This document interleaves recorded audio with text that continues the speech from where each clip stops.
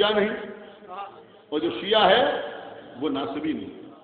یعنی ناصبیت کی ضد کو شیعیت کہتے ہیں. اور دیا ناصبیت کی ضد کو شیعیت کہتے ہیں.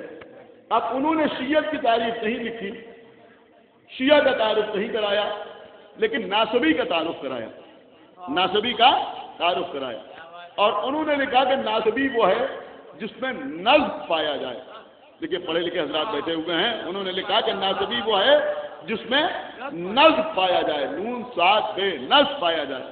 اس کے بعد وہ لکھتے ہیں کہ نصب کے معنی ہیں، نصب کے معنی ہیں رسول کے اہل بیت سے مستقل دشمنی رکھنا.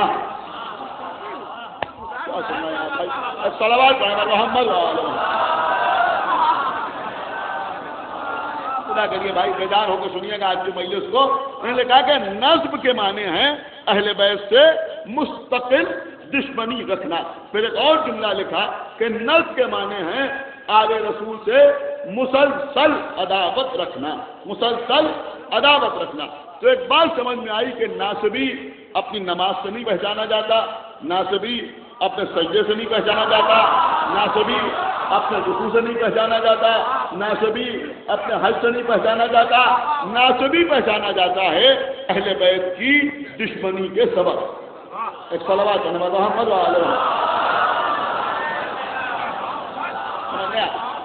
ناصبی پہچانا جاتا ہے اہل بیت کی دشمنی کے سبب.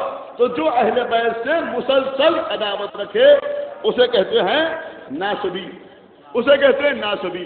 ناصبی کی ضد کو شیعہ کہتے ہیں، ناصبیت کی ضد کو شیعیت کہتے ہیں. کیا کرنا ہے عزیزوں؟ میں بچوں کو بتا رہا ہوں ضد کے معنی آپ کو معلوم ہے کیا ہے؟ ضد وہ نہیں کہ جو آپ اپنے بزرگوں سے کرتے ہیں، سمجھ رہے ہیں؟ ضد وہ نہیں ہے جو آپ اپنے بزرگوں سے کرتے ہیں، بلکہ ضد کا مطلب کیا ہے؟ ضد کو آپ یوں سمجھیں کہ جیسے دن کی ضد ہے رات، سمجھ رہے ہیں؟ جیسے رات کی ضد ہے دن. ٹھیک ہے عزیزوں، مجھے معاف کیجیے گا، میرے خیال میں ہمارے بزرگ ذاکرین کو ان چیزوں کی وضاحت کی ضرورت نہیں ہوتی تھی، لہٰذا جو بزرگ ذاکرین کو سنے ہوئے بزرگ یہاں بیٹھے ہوئے ہیں وہ مجھے معاف فرمائیں. وہ یہ نہ سمجھیں کہ میں وقت برباد کر رہا ہوں، بلکہ اس وقت جو کلاس سامعین کا میرے سامنے ہے میں اس کو سمجھانے کی کوشش کر رہا ہوں، اس لیے کہ سارے کے سارے میرے چھوٹے بھائی ہیں، لہٰذا میں چاہتا ہوں کہ ذہن میں بات پیوست ہو جائے. میں ایسی مجلس نہیں پڑھنا چاہتا کہ بعد میں لوگ کہیں کہ صاحب کچھ سمجھ میں نہیں آیا، بڑی علمی مجلس تھی. ایک صلوات اور محمد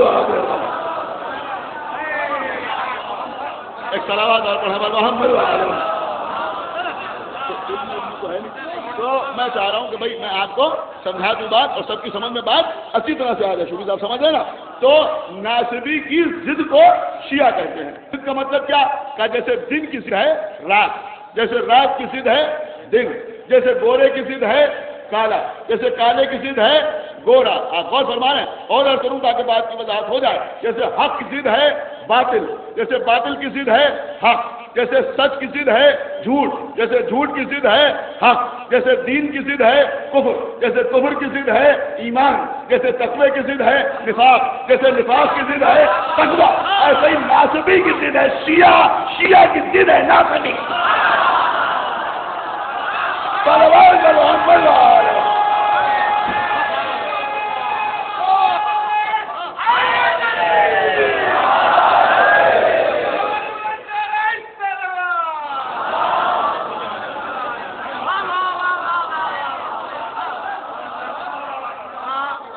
میرے خیال میں جو کچھ بیان ہے آپ کے سامنے عرض کیا، اب تو شاید کسی فرقے کے کسی فرد کو شکایت نہیں ہونا چاہیے.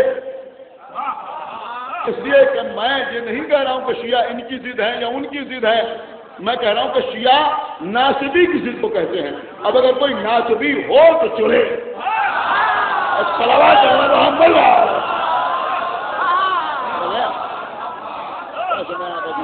تو میں آپ یہ کہہ رہا تھا کہ ناصبی کی ضد کو شیعہ کہتے ہیں، شیعہ کی ضد کو ناصبی کہتے ہیں.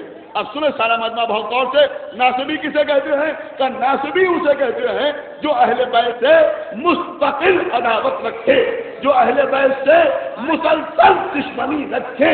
تو اب جب ناصبی کی ضد کو شیعہ کہتے ہیں تو نتیجہ یہ نکلا کہ جو اہل بیت سے مسلسل عداوت رکھے اسے ناصبی کہتے ہیں, اور جو اہل بیت سے مسلسل محبت کرے اسے شیعہ کہتے ہیں.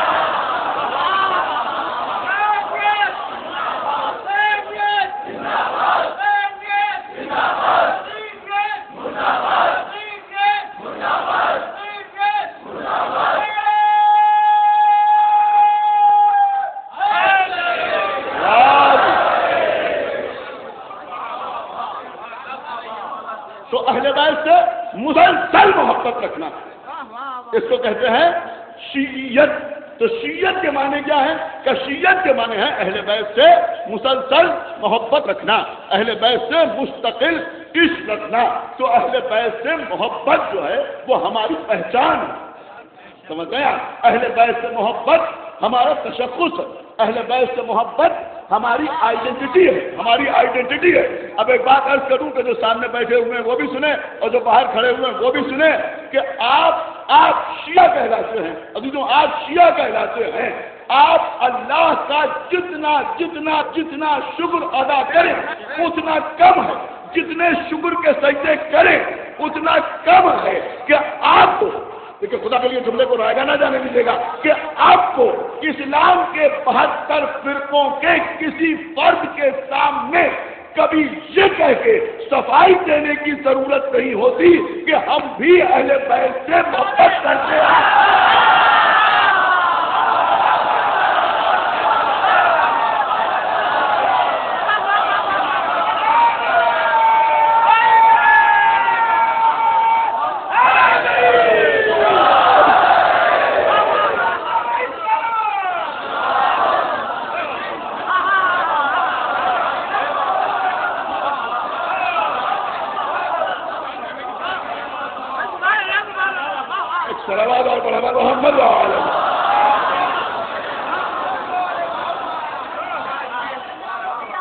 کبھی کسی سے یہ کہنے کی ضرورت نہیں ہوتی کہ ہم بھی اہل بیت سے محبت کرتے ہیں.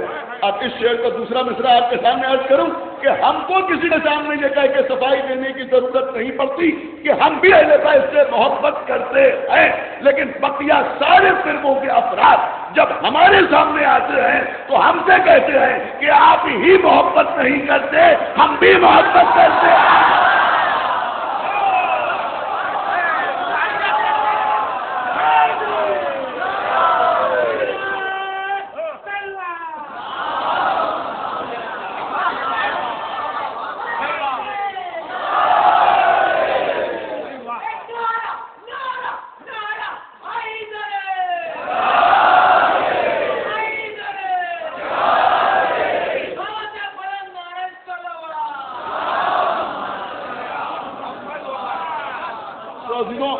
ایک بات یہ سمجھ میں آئی کہ ہم شیعہ کہلاتے ہیں, ہماری بنیاد ہی محبت ہے, سمجھ رہے ہیں, ہماری بنیاد ہی محبت ہے.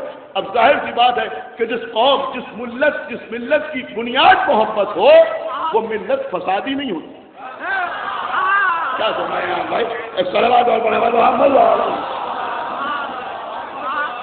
کیونکہ ہماری بنیاد محبت, ہم اہل بیت کی محبت کو اپنا تشخص قرار دیتے ہیں, ان کی محبت کی وجہ سے ہم پہچانے جاتے ہیں. اب عزیزوں جہاں تک محبت کا سوال ہے, کیونکہ میں نے پہلے ہی عرض کیا تھا کہ میں اپنی کتابوں سے بھی پڑھوں گا اور دوسروں کی کتابوں سے بھی پڑھوں گا, اس لیے کہ اس سال میں کسی سے مناظرہ نہیں کر رہا ہوں, میں اپنے بچوں کو سمجھا رہا ہوں کہ تم کیا سمجھ رہے ہیں. آپ ایک صلوات پڑھیں محمد علیہ. اور یہ بات بھی آپ اچھی طرح جانتے ہیں کہ میں بھارت کسی معاملے میں انوالو نہیں ہوتا, بالکل آپ ہی کی طرح ہر مسئلے میں رہتا ہوں, لیکن بہرحال کچھ حالات ایسے ہوئے کہ جس سے میری سمجھ میں آیا کہ قوم کے نوجوانوں کو بتایا جائے کہ تم کیا ہو, اپنی حیثیت کو سمجھو, اپنی حقیقت کو سمجھو, اپنی قیمت کو سمجھو, اپنی قدر کو سمجھو کہ تم یوں ہی شیعہ نہیں ہو, تم وہ ہو کہ جس پر ائمہ ناز کرتے ہوئے نظر آتے ہیں. صلوات محمد علیہ. تو عزیزوں میں نے عرض کرنے کا مقصد یہ ہے کہ ہم محبت کی وجہ سے پہچانے جاتے ہیں، اور کس کی محبت کا؟ اہل بیت کی محبت کی وجہ سے پہچانے جاتے ہیں۔ عزیزوں ہمارے چھٹے امام جعفر صادق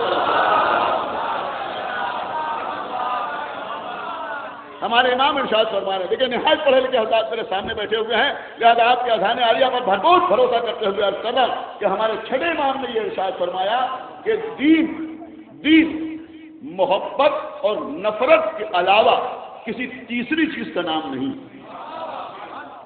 دین محبت اور نفرت کے علاوہ کسی تیسری چیز کا نام نہیں۔ کیا مطلب؟ کہ خیر سے محبت، شر سے نفرت، حق سے محبت، باطل سے نفرت، ایمان سے محبت، کفر سے نفرت، تقوی سے محبت، نفاق سے نفرت، دینداری سے محبت، بے دینی سے نفرت، آدم سے محبت، ابلیس سے نفرت، نوح سے محبت، نوح کے بیٹے سے نفرت، ابراہیم سے محبت، کیا سنایا، نمرود سے نفرت، موسیٰ سے محبت، فرعون سے نفرت، عیسیٰ سے محبت، دشمنان عیسیٰ سے نفرت، اللہ کے رسول سے محبت، ابو لہب اور ابو سفیان اور ابو جہل سے نفرت۔